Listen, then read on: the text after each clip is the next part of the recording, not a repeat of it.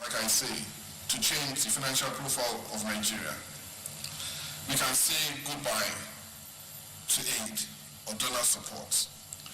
And as a country that is said to have the largest GDP in Africa, I believe that we'll be showing a shining example for other African countries to follow. Revitalization and repositioning of Nigeria's insurance sector is key to the development of the insurance practice in the country. This was part of the fallout of discussions at the 2019 National Insurance Conference, Abuja. Chimobi Walter, Nigeria reports that participants at the conference believe that the insurance industry in Nigeria is long overdue for consolidation and restructuring. Exploit opportunities of digitalization and to turn the culminating consequence of inflation and devaluation of the Naira, heighten the necessity of the ongoing reforms in the insurance industry, such as the expansion of insurance distribution channels, financial inclusion, corporate governance enforcement, market discipline professionalism, and the recapitalization exercise aimed at strengthening insurance institutions. This effort would produce very strong and outstanding companies that would contribute effectively to the gross domestic product of the nation. This plan has charted a new course for the service with the sole aim of ensuring a service that is efficient, productive, incorruptible, and citizen-centered. And to other matters now, 100 youths have been empowered in Nasarawa State as part of expansion of cinema culture in Nigeria for economic prosperity. This was at the National Film and Video Censors Board Media Literacy, Youth Empowerment and Capacity Building in Mararaba. Adebola Brooksland Sunday reports. This is Mararaba, a densely populated settlement in Nasarawa State, and one that hosts a lot of people from across the country, due to its proximity to the Federal Capital Territory. It is invaded by youths from the states who are about to bid farewell to unemployment. That they could take advantage to earn a living and become self-reliant. Usman Abdullahi is one of the 100 youths empowered with starter packs of phone, photo and video cameras after being trained by the National Film and Video Censors Board. The short stories I've written will translate into movies, and I hope to showcase it here. Usman and his colleagues' chances of making it is further enhanced by the efforts to return cinema culture in Nigeria, leading to the design and construction of this 300-seater capacity green multipurpose cinema. With all the projection international-wise and from Nollywood as well. And we will have also an open-air stage for live concerts. For the Executive Director of National Films and Video Censors Board, Adedayo Thomas, empowering the youth is empowering the future of the nation. Theater is there. Musical shows will coming in. That's a big one for the industry. That's a big one for the country. And that's to show that the president is really keen in his art in developing the creative industry. The cinema, which will be the first in Nasarawa State, is expected to be completed in November and become operational by December.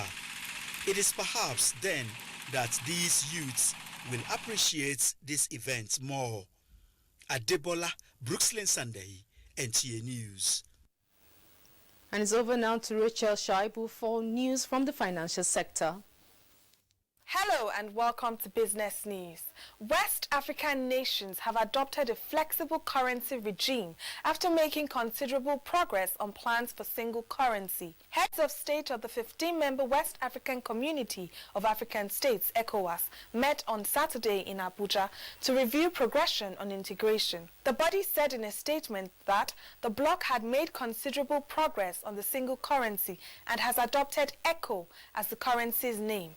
Meanwhile, the Central Bank of Nigeria says the non-performing loans of banks, fell by 6% from 15% in June 2017 to 9% in May 2019. The Apex Bank stated that capital adequacy ratio for the banking industry improved from 11% in June 2017 to over 16% in May 2019, and liquidity levels had also increased by over 20% within the same period. In the meantime, the nation's stock market went down by 3.55% in June as investors recorded losses of 479 billion naira. The market, which opened the month of June with a market capitalization of 13.685 trillion naira, closed 1102.5 basis points lower at a market capitalization of 13.206 trillion naira on Friday, June 28th. The stock market wraps up business news. I am Rachel Shaibu.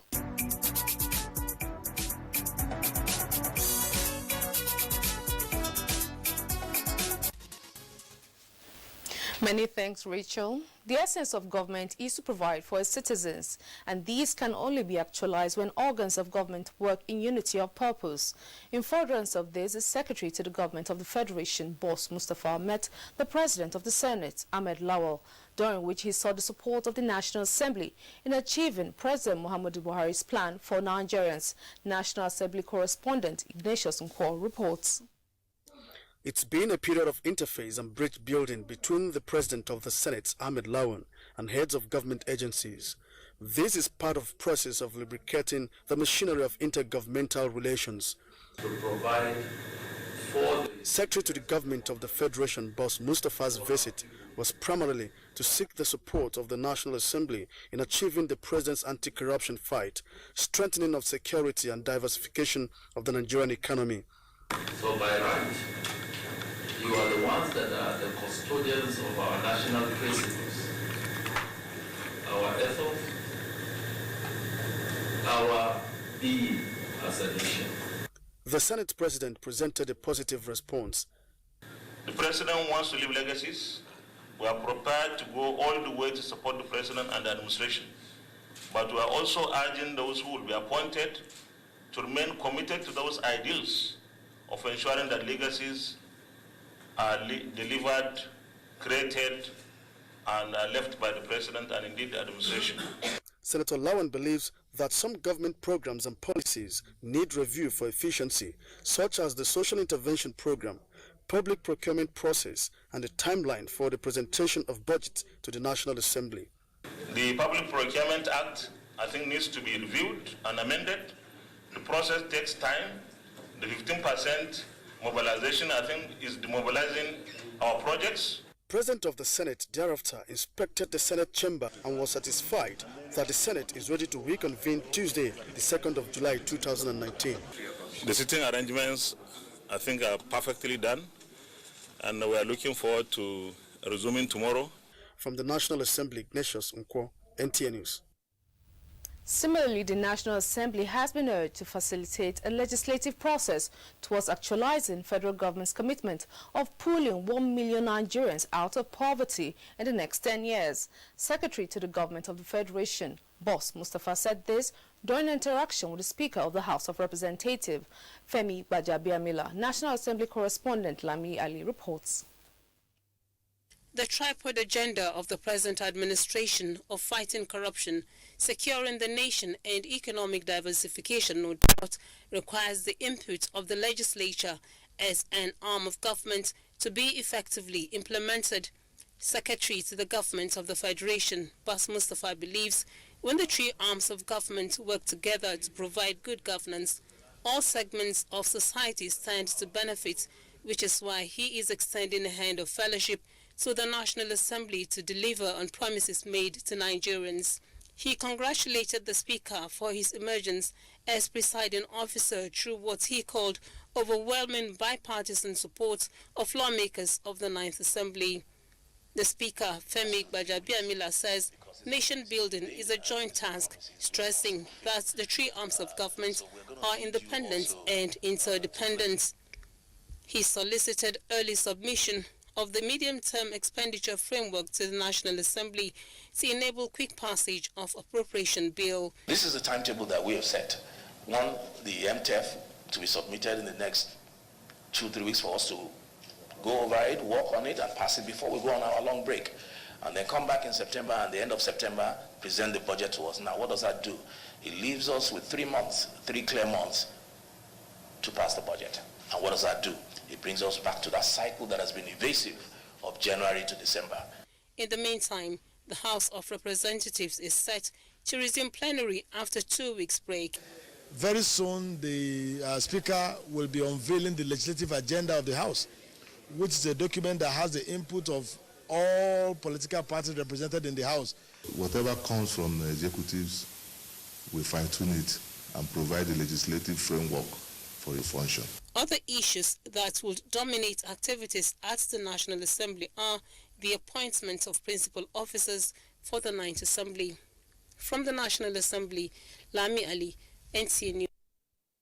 You're watching the news on NTA International. Time for a break now. We'll be back shortly with more news. With heavy hearts, we announce the death of Honorable Haske Francis Hanania, which occurred on Tuesday, 25th June 2019. The funeral arrangement is as follows. Tuesday, 2nd and Wednesday, 3rd July, service of songs at his residence, number 18, Danube Street, Maitama, Abuja, time 5 p.m. Thursday, 4th July, wake keep at LCCN Church, St. Paul's Cathedral along Abuja Kefi Expressway, Nyanya, time 4 p.m. Friday, 5th July, corpse leaves National Hospital, Abuja, to Yola by air, and then proceeds to Hong local government area for lying in state at General Hanania's residence, time 7 a.m. Saturday, 6th July, funeral service at LCCN number 1, Hong, and interment at Central Cemetery, Hong, time 10 a.m. Announcer H.A. Hanania for the family. You're welcome back. And judiciary's matters now, the Presidential Election Petition Tribunal has reserved ruling for Wednesday, 3rd July on the application by the People's Democratic Party and its presidential candidate, Atiku Abubakar, urging the tribunal to allow them joint issues with the All Progressives Congress on a motion to dismiss the PDP petition. The 5-member Presidential Election Petition Tribunal, led by Justice Mohammed Garba, gave the verdict as it resumed sitting on Monday. Dele Atumbi reports. The PDP and its candidate through their lead counsel, Livy Uzogu, moved the application filed on 18th June 2019, pleading with the court to give them the opportunity to join issues with the APC on its motion pending before the court, filed on 15th May. The APC in this motion, which was initially unchallenged by the PDP, is urging the court to dismiss the petition of the PDP and its candidate at the pre-hearing stage, though the petitioners through their counsel joined issues with the APC on its application filed on 14th May, which the respondent has withdrawn from the court and elected the one it filed on 15th May, which the petitioners did not join issues with and merely raised objection on its purported similarities. This the court took judicial notice of on the petitioner's inability to join issues on this matter within 7 days as stipulated by law. However, in the interest of justice, the petitioners are urging the court to give them the opportunity to reply the APC on the matter. Counsel to President Muhammadu Buhari, Wale Olanipekun SAN, who objected to the application, appealed to the court to dismiss it. Lateef Fagbemi SAN, counsel to the APC, and Ustaz Usman SAN, counsel to INEC, also objected to PDP's application. Ruling of the court on this matter will determine whether the sitting of the Presidential Election Petition Court will go beyond its pre-hearing stage on the PDP petition. During the trial proper, the PDP is proposing to call 400 witnesses. With the consent of all the counsel, petitioners will have to prove their case within 10 days instead of 14 days, while respondents will have to present their case within 6 days instead of 10 days. The counsel equally proposed trial to commence on Thursday this week. In Abuja, Dele Atumbi, NTA News.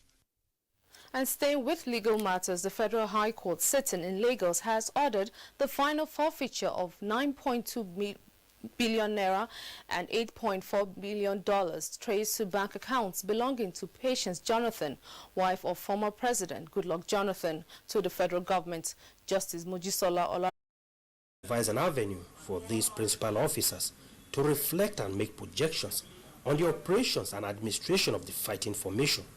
With the army clocking 156 years since its establishment in 1863 as the Global Hausa, this platform The joint celebration of NACEL and the Combat Arms Training Week is a unique gathering and a reminder of the departed souls that paid the supreme sacrifice for the unity of Nigeria.